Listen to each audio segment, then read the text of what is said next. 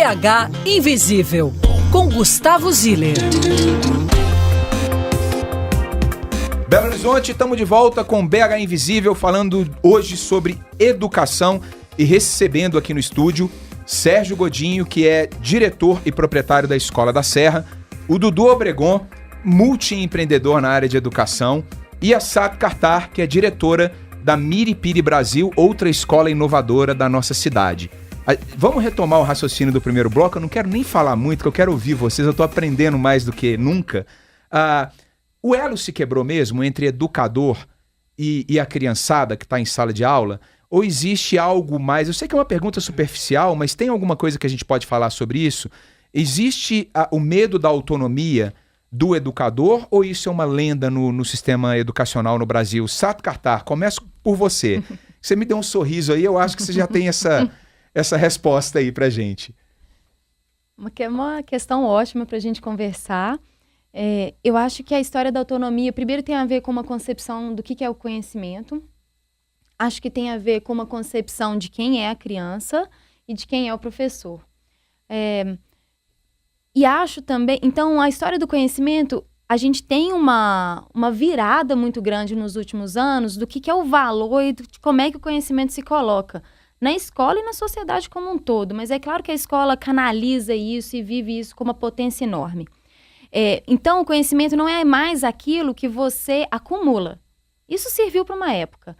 O conhecimento agora não é mais aquilo que você acumula, é aquilo que você é capaz de fato, experimentar na vida real. Se você não é capaz de fazer isso, aquilo não te vale mais nada. Não adianta você ter um monte de Barça, de enciclopédia na sua biblioteca, se você não faz nada com aquilo. Então, o que o mundo nos coloca que a escola deveria, então, ser capaz de dar potência é de um conhecimento que faça sentido na vida. E um conhecimento que faça sentido na vida é aquilo que nos coloca para agir e transformar as nossas vidas pessoais e o mundo. Então, eu acho que essa é uma outra concepção que vem mudando e que toma uma força enorme dentro da educação. Não existe transformação sem uma transformação pessoal e sem uma transformação social e política. Não existe. Então, esse, para mim, é um ponto muito importante. E o outro ponto importante é de como que a gente entende a criança. Para nós, em Miripiri Brasil, e para muitas correntes da educação, a criança ela é co-construtora do conhecimento. O professor, ele é co-construtor do conhecimento e é um guardião para revelar o processo, muitas vezes invisibilizado, da pesquisa da criança, da trajetória da criança, de como que ela olha para o mundo e, a partir dali, ela constrói conhecimento.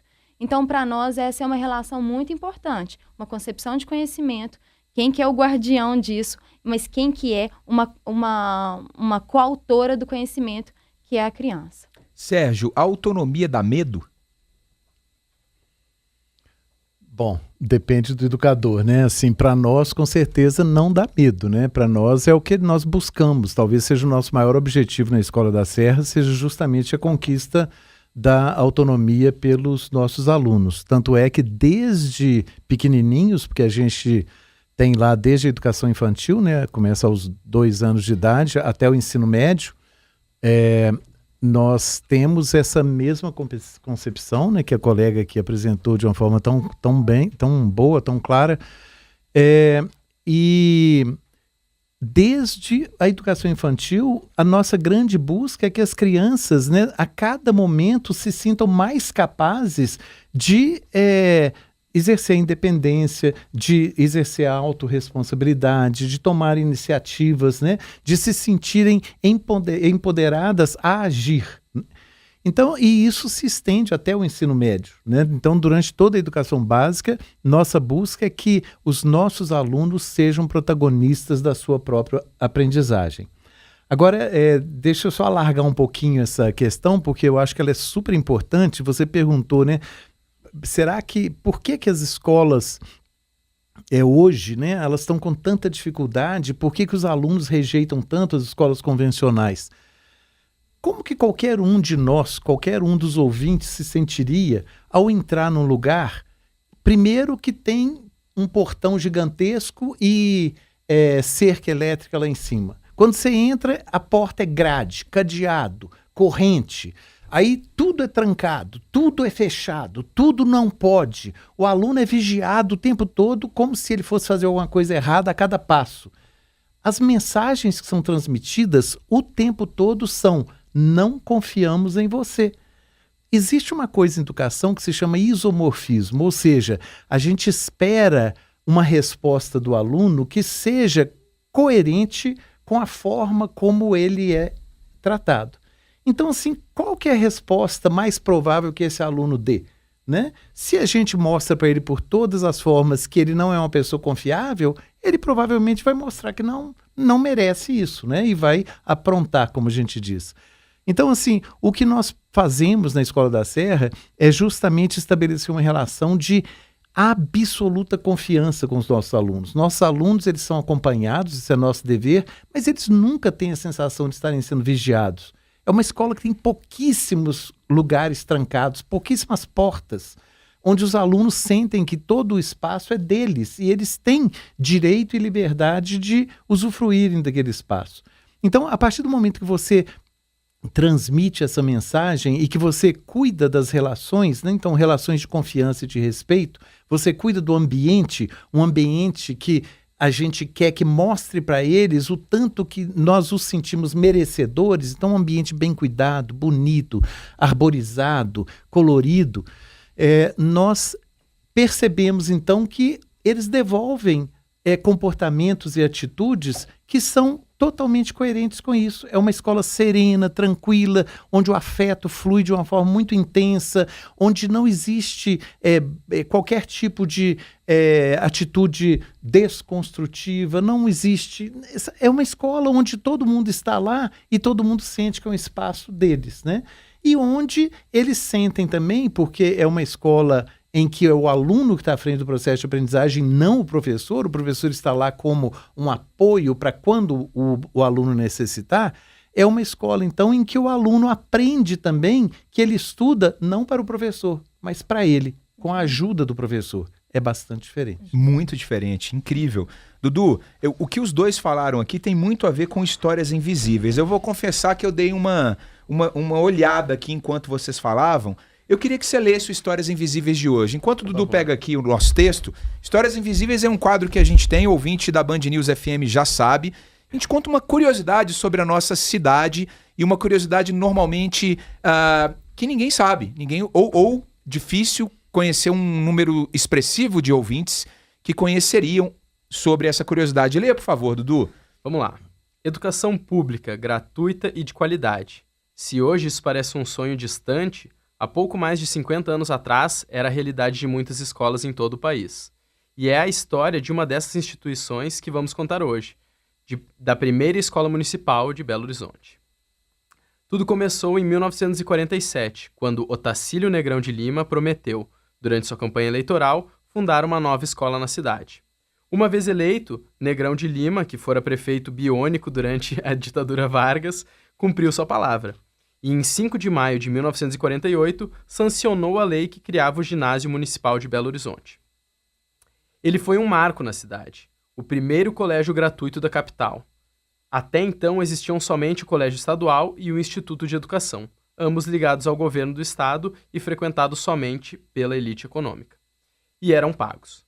Somente as escolas estaduais primárias não tinham mensalidade. Inicialmente, ele fundou dentro do Parque Municipal, e contou com os melhores professores da época. Alguns anos depois, em 1954, ganhou o nome que traz até hoje de Escola Municipal de Belo Horizonte, e foi transferida para Lagoinha, onde funcionou até a década de 70, ainda com grande qualidade e reconhecimento.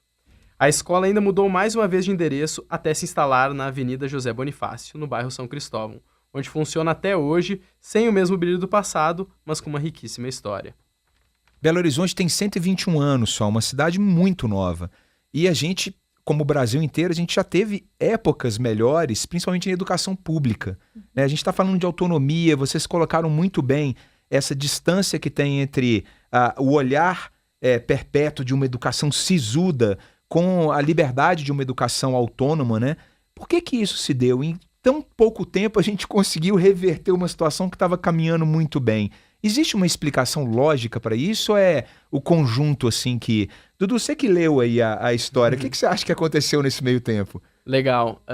O que a gente estuda bastante, percebe, principalmente quando a gente vai falar de modelos mentais e revoluções dentro de escolas e de empresas, é que esse modelo público, massificado e gratuito escolar, que é vigente na maior parte das instituições, foi um modelo que nasceu lá em 1860 e poucos, na Europa.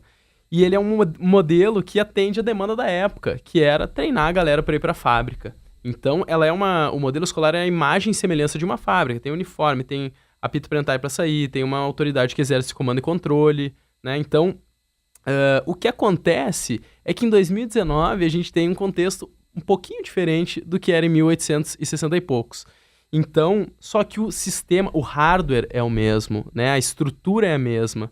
E a cabeça do jovem é completamente diferente, né? Então, ele não é preparado para a vida, ele está sendo preparado para uma jornada que perdeu-se um pouco o sentido nos tempos atuais. Então, faltou uma atualização desse modelo ao longo do tempo. Eu acho que foi por aí. Aí que se acentuou esse problema. E quanto mais o tempo passa, mais a tecnologia evolui, o volume de dados é gerado. Então, a mudança ela acontece muito mais rapidamente agora. Então, em pouco espaço de tempo, essa discrepância começa a ficar muito gritante. Você lembra dessa escola, Sérgio? Da escola municipal, lá no Parque Municipal? Eu lembro da minha escola estadual, né, onde eu estudei, que foi uma escola também muito bacana, uma escola de referência. Lembro de várias escolas públicas na cidade que também, né, tinham, e tem várias escolas públicas hoje que têm, sabe, trabalhos de altíssima qualidade. É sempre bom a gente lembrar disso, né? Porque a gente, quando fala de educação pública, a gente costuma malhar o que é uma injustiça com, eu acho que a maioria dos educadores, que são pessoas extremamente dedicadas, extremamente criativas, né, envolvidas com o seu trabalho e que lutam no dia a dia para fazer uma educação de qualidade, muitas vezes, né, assim, sem as condições necessárias, né? Inclusive de capacitação, uma capacitação para uma educação condizente com o que o Dudu falou, né? Uma educação para os novos tempos. A gente não pode pensar em educar os alunos do século XXI como o meu avô foi educado. Isso é um contrassenso, não é? Mas se você for pensar, a educação convencional, ela reproduz praticamente ipsis literis a educação que eu recebi, você recebeu, nossos pais e mesmo nossos avós receberam. Isso não pode dar certo. Agora, eu quero também dizer que isso não é um problema brasileiro só. Hoje, a educação está em crise em todo o planeta. Todos os países estão buscando, estudando, pesquisando, experimentando novas formas de fazer educação, justamente por constatar que a forma tradicional está esgotada. Então, assim, só não vê isso quem não quer ver, né? Agora, mudar é difícil? É extremamente difícil. Mas quanto mais a gente adia a mudança, mais vai demorar o resultado de uma mudança. Então, assim, o que a gente nota nos países, né, nas experiências que existem, várias, né? No Brasil existem várias e no exterior existem várias, quer dizer, comparado com o número de escolas, sempre é uma gota d'água ainda, né? Mas eu tenho certeza que isso vai mudar num espaço de tempo muito curto, porque não tem saída. Mas em todas as experiências de escolas transformadoras, escolas inovadoras, a gente nota que existem propostas que são muito semelhantes, né? Algumas delas já foram faladas aqui, ou seja, uma relação de respeito e de confiança com os alunos, autonomia para o aluno, inclusive na escolha, no mínimo parcial, do que ele vai estudar e como ele vai estudar, espaços alegres, abertos, convidativos, vivos, né? Energéticos, protagonismo do aluno, ou seja, em vez do aluno ficar só recebendo o papel de objeto, ele ser sujeito do seu processo. Então, assim, são várias características que a gente percebe que se repetem nas escolas que estão buscando o novo e encontrando o caminho novo. E eu acho que a gente precisa de começar a ter coragem de buscar esses processos inovadores. Incrível, senhoras e senhores, eu fico triste de encerrar o segundo bloco porque o papo tá incrível. Eu acho que a gente vai ter que repetir esse tema nos próximos meses aí com urgência. Eu queria aproveitar a deixa do Sérgio Godinho, que foi muito feliz no que ele falou, e vou dedicar esse programa de BH Invisível aos professores de Belo Horizonte. Vou dedicar aos educadores, a todo mundo que se levanta de manhã e fala: hoje eu vou transformar a vida de uma criança. Vocês, ouvintes, que estão escutando o BH Invisível hoje e tem esse papel, o programa de hoje é para vocês. Vocês merecem, e Belo Horizonte também.